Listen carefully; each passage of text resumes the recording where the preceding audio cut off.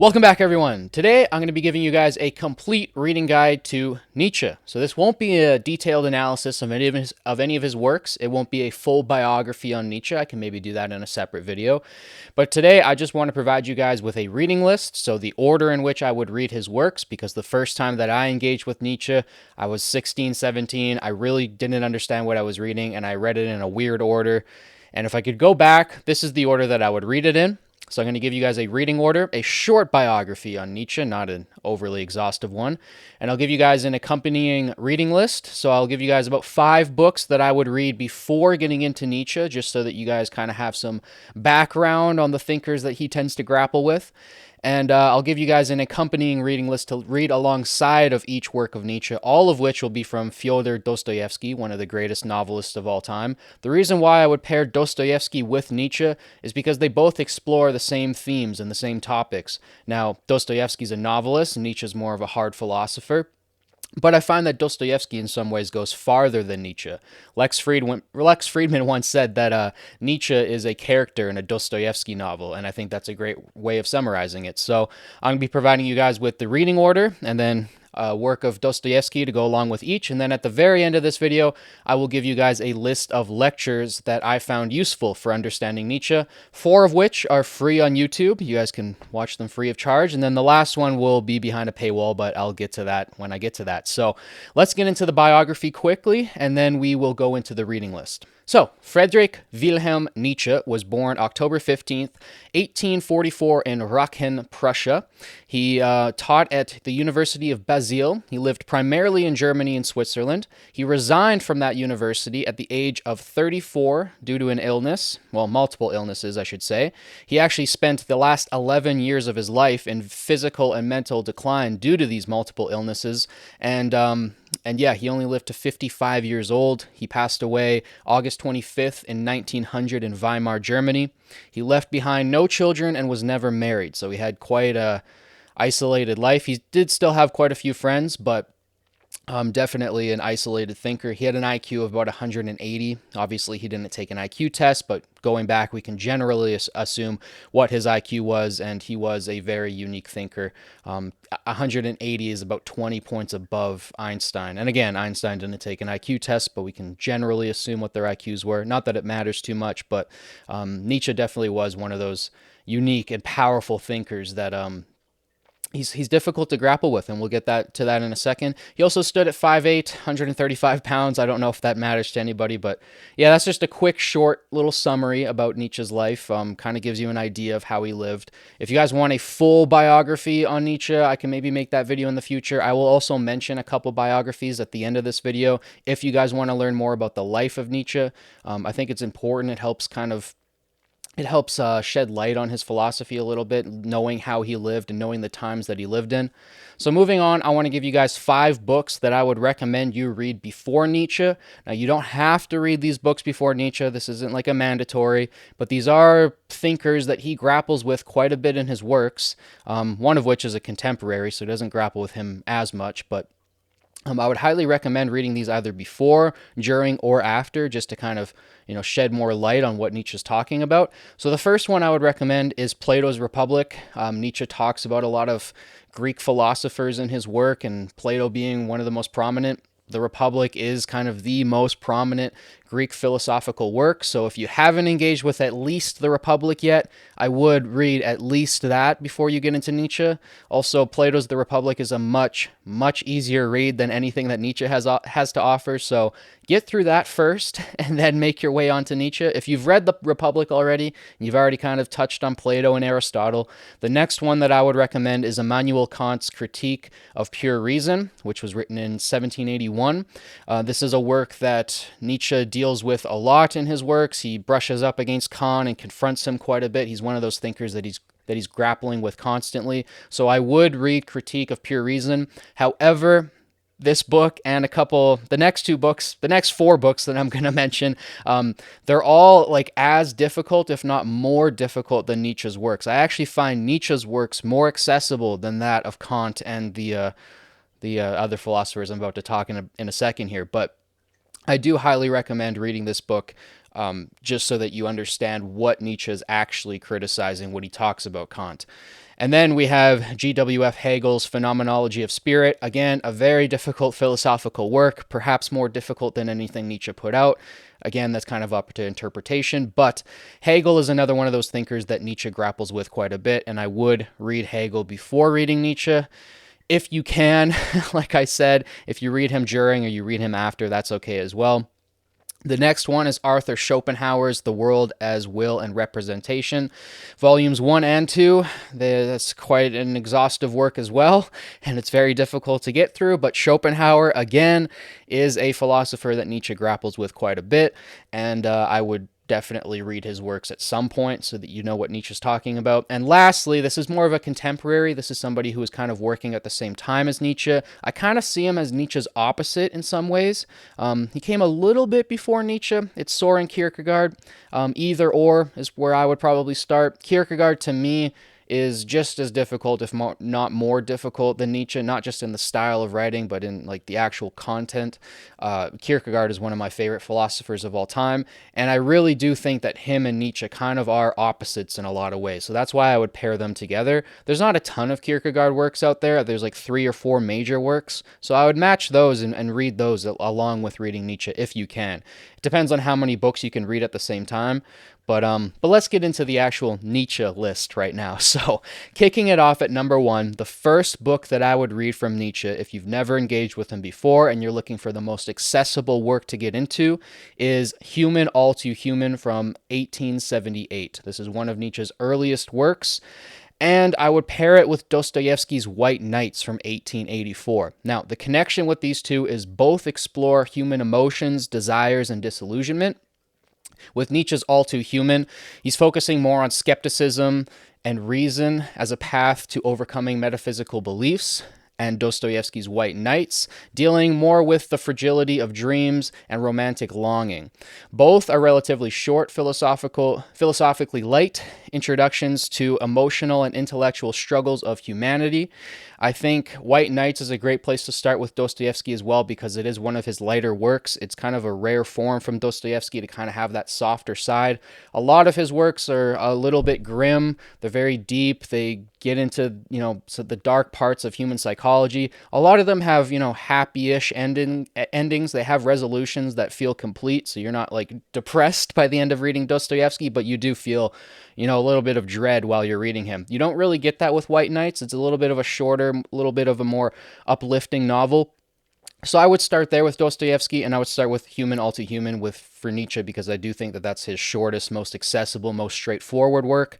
Why first? Like I said, these works are accessible due to their straightforward style, shorter length, making them ideal starting points for beginners. So that's where I would start. Moving on to number 2. I have The Gay Science, which came out in 1882, and I would pair that with The Gambler, which came out in 1867 by Dostoevsky. So the connection is The Gay Science is a lively, often humorous work where Nietzsche introduces the idea of the eternal recurrence and the death of God. So that famous quote, God is dead, we have killed him, that's from The Gay Science. You'll learn about that in this book. Akin to existential struggles of chance and fate in The Gambler, both deal with risk, chance, and living with the consequences of uncertainty. So I think both of these pair together really well. Why second? The Gay Science is filled with aphorisms and wit, and Dostoevsky's The Gambler is fast-paced and dramatic, making them both relatively easy reads with engaging narratives. So I'd pair those two together and read both of those second. Moving on to number 3, we have Nietzsche's Twilight of Idols, released in 1888, and I would match that with Dostoevsky's Notes from Underground from 1864. So Notes from Underground was the first book that I read from Dostoevsky. It's a relatively short novel. It's only about 100 pages. It's a life-saving novel. I've given that book to a couple friends, and it's really changed their life around. It's made them kind of think about where they're at in their lives. It's a book about a man who's underground, but a man who's kind of become within himself. He's trapped inside his own head. He's trapped inside himself, and he can't get out of that, and he struggles with that. And I don't want to spoil the novel for anybody who hasn't read it, but it's a deeply impactful novel. For me, it really got me out of my shell and pushed me out into the world.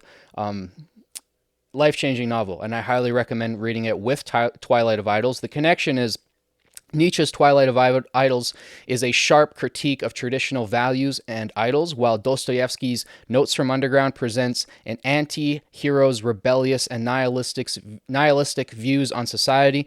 Both works explore defiance against societal norms and self-deception, with Nietzsche critiquing philosophies and Dostoevsky highlighting human irrationality. So these works pair together beautifully, I think.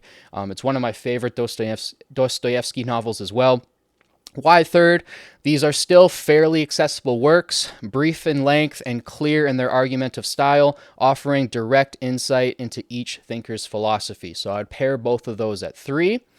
Moving on to number 4. We have The Birth of Tragedy by Nietzsche, which came out in 1872, one of his earliest works, and Dostoevsky's The Eternal Husband, which came out in 1870.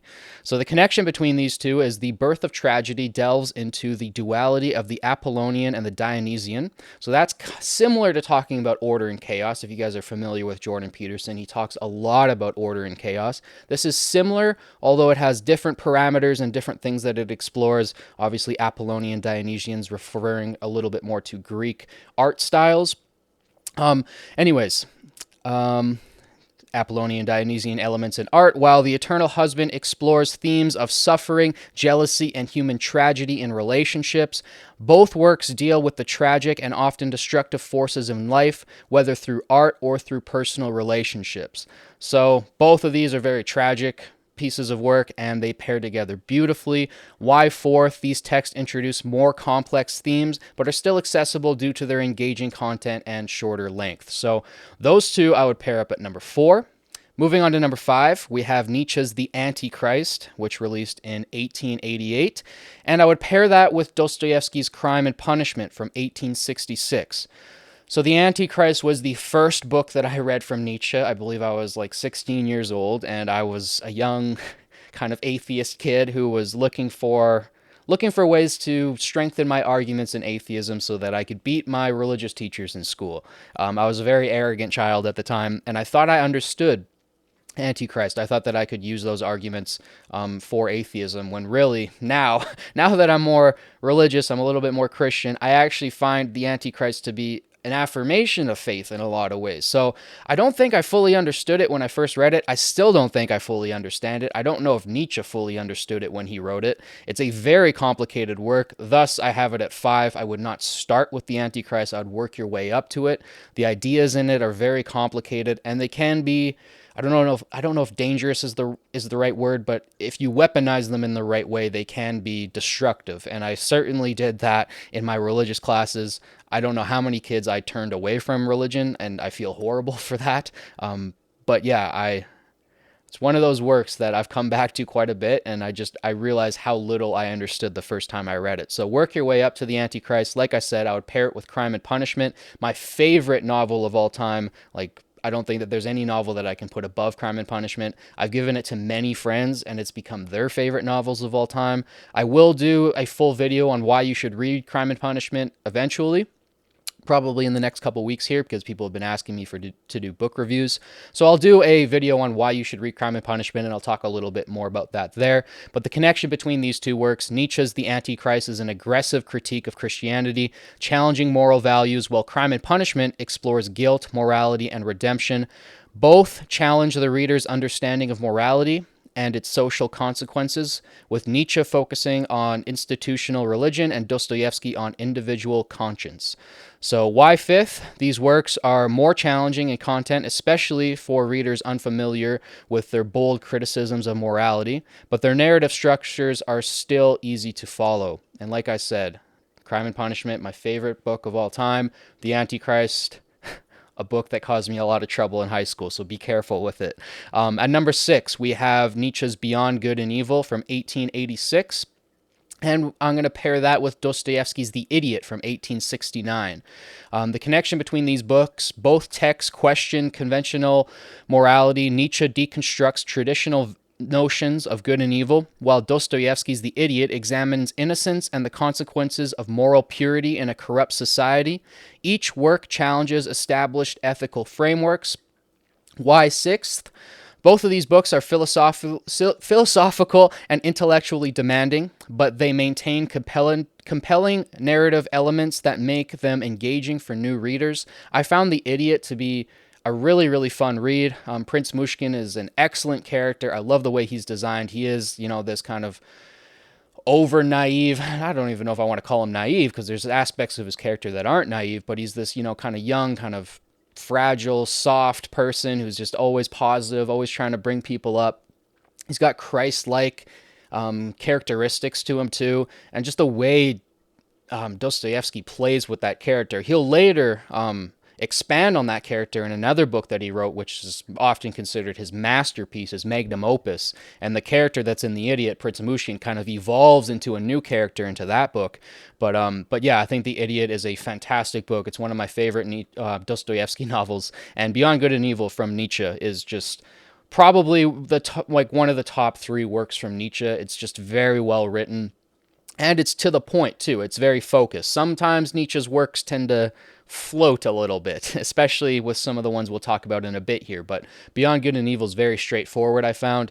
And yeah, I'd pair those two up at number 6. At number 7, I have Nietzsche's On the Genealogy of Morals, which came out in 1887.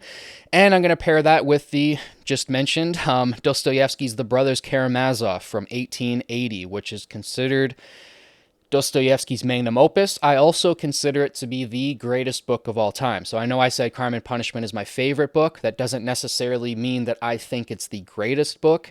I think it's second to Brothers Karamazov as far as Dostoevsky's works go. I think this is the greatest book of all time. I think there's a couple books that are in the atmosphere. Maybe you can say Ulysses, you can say War and Peace, maybe Lord of the Rings. But besides those books, there's not many books that touch the Brothers Karamazov. There was a quote that I heard one time. Somebody said that everything you need to know about life is in the Brothers Karamazov. And after reading it, I can say that, yeah, that's probably true. If there's one book that I could keep besides religious texts, it would be the Brothers Karamazov. That would be the book that I would keep, because everything's in there. So the connection between the two, Nietzsche's on Genealogy of Morality traces the origins of Western morality, while Dostoevsky's The Brothers Karamazov wrestles with deep moral and theological issues. Both works critically examine the roots of human moral systems, emphasizing the conflict between individual values and societal pressures. So they touch on very similar topics, and I think they match perfectly together. The Brothers Karamazov is just such a magnum opus of work. If you're reading these at the same time, you're probably going to be focusing more on the Dostoevsky side. I know this video is supposed to be about Nietzsche, but you're probably going to be focusing more on the Brothers Karamazov, because that book will change you. You will not be the same after reading it. I could say the same for Crime and Punishment, and honestly, I could say the same for just about every single book on this list. But I just have to stress that, the Brothers Karamazov to me is the greatest book of all time, and I think everybody needs to read it. Why 7th? These works are denser and demand more focus on moral philosophy, making them less accessible but highly rewarding.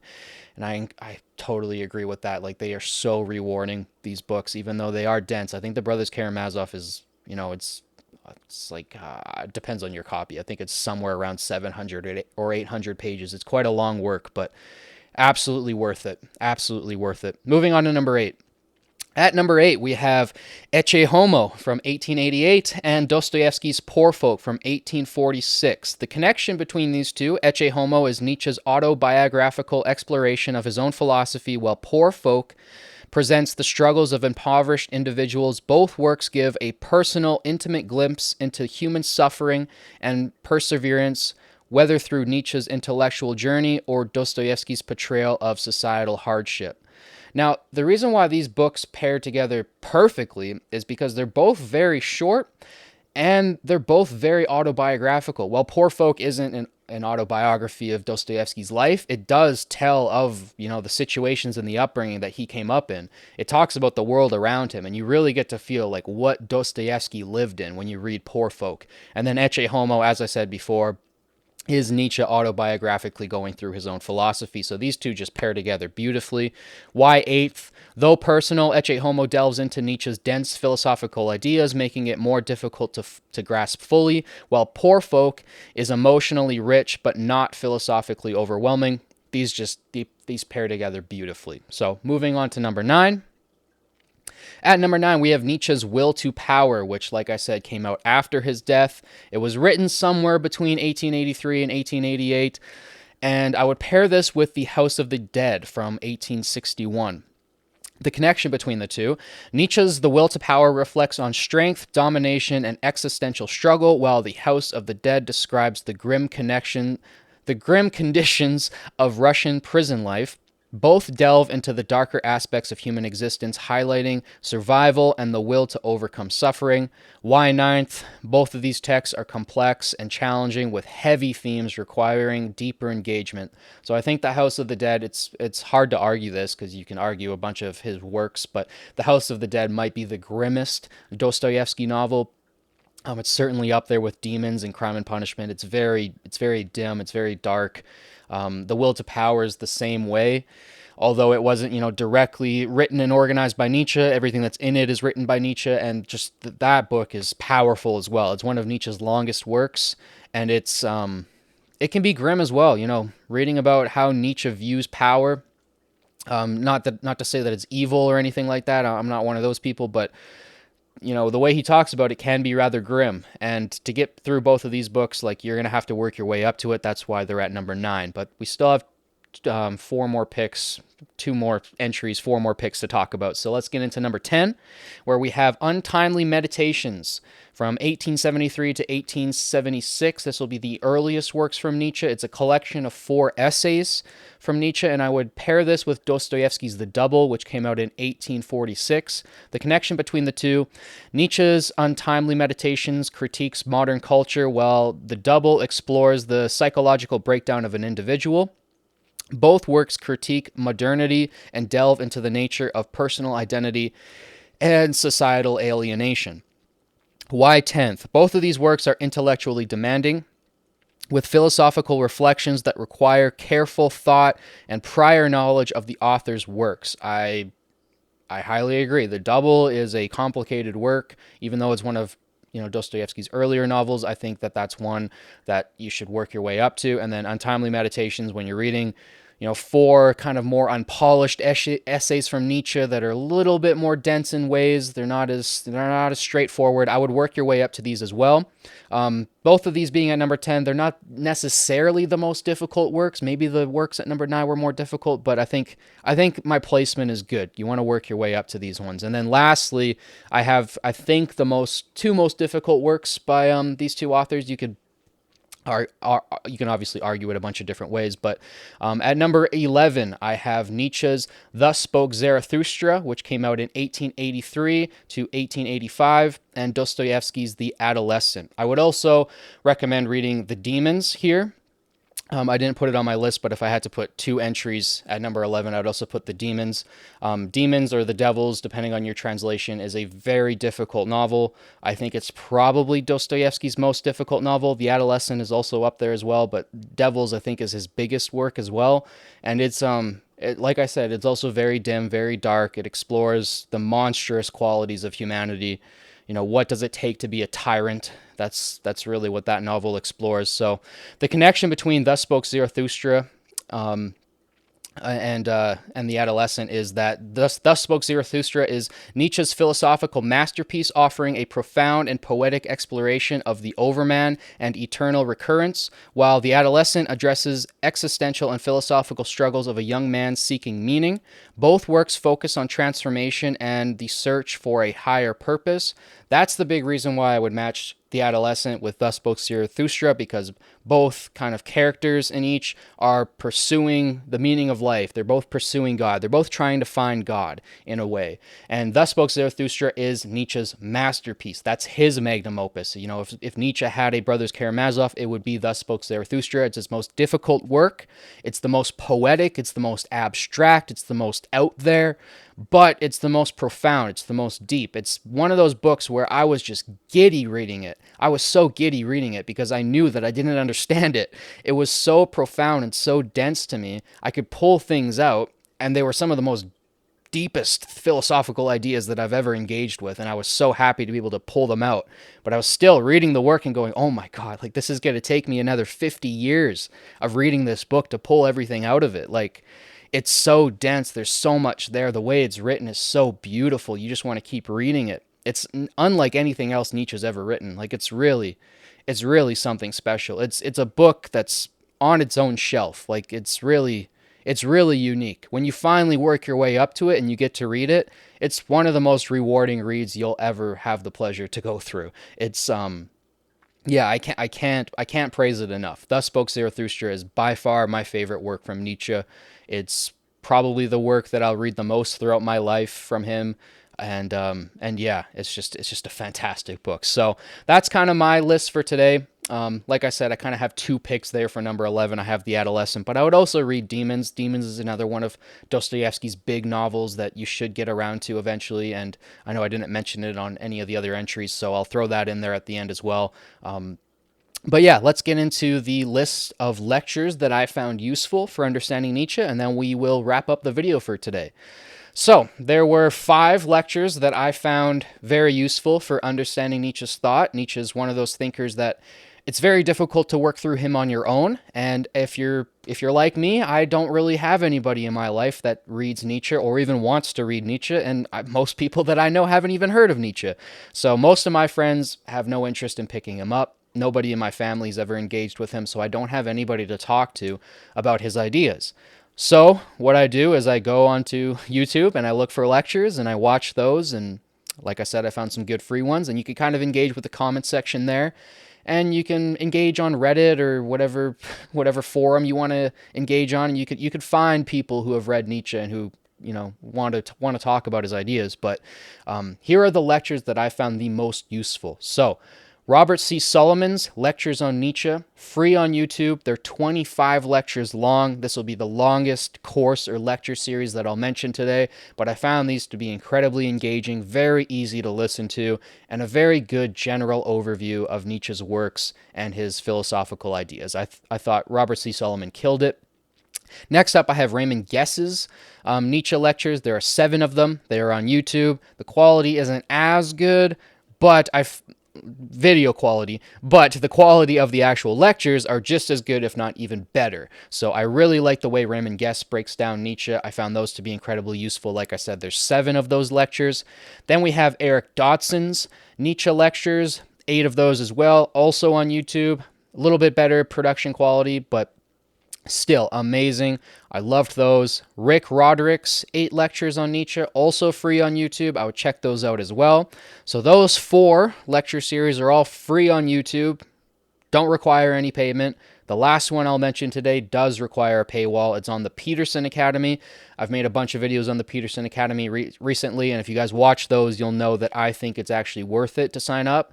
It's a $500 a year tuition, but if you get into that academy, you can take Jordan Peterson's Intro to Nietzsche, which is currently 8 lectures long, but it will be expanded to 12, and I think it's the perfect introduction to Nietzsche. He primarily goes over Beyond Good and Evil, but he talks a little bit about Nietzsche's life, the times that he lived in, and stuff like that. So those are 5 lectures that I found to be incredibly useful. Now I'll mention a couple biographies that I think maybe you guys should check out if you guys want to learn more about Nietzsche's life, and then we'll wrap up the video for today, and you guys can leave me any questions you have down in the comments, as always. So, there are 3 biographies that I will mention today if you guys want to learn more about the life of Nietzsche.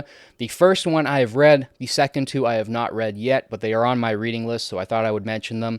The first one is Nietzsche, A Philosophical Biography by Rudiger Safransky. This is an excellent biography on Nietzsche. It's kind of highly regarded as the best. The second one I'll mention is Nietzsche, Life as Literature by Alexander Nehamas.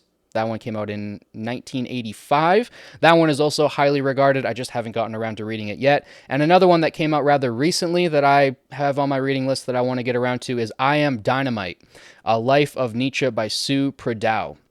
And that one came out in 2018. So those are 3 biographies that you can check out if you want to learn more about the life of Nietzsche. As I said at the start of the video, at the start of the video, if you guys want me to provide like a full video on the biography and life of Nietzsche, I can do that eventually. Just today, I just wanted to provide just a reading list for you guys. So that's the order in which I would read Nietzsche. Those are some Dostoevsky's novels that I would read alongside of him, a couple lectures for you guys, and some books that I would read before Nietzsche. So hopefully that's a complete reading guide for you guys. If you guys like this video, don't forget to like, subscribe, share with your friends. It helps boost this channel and the algorithm. Thank you guys so much for watching. As always, it means the world to me. I'll catch you guys in the next one. Peace.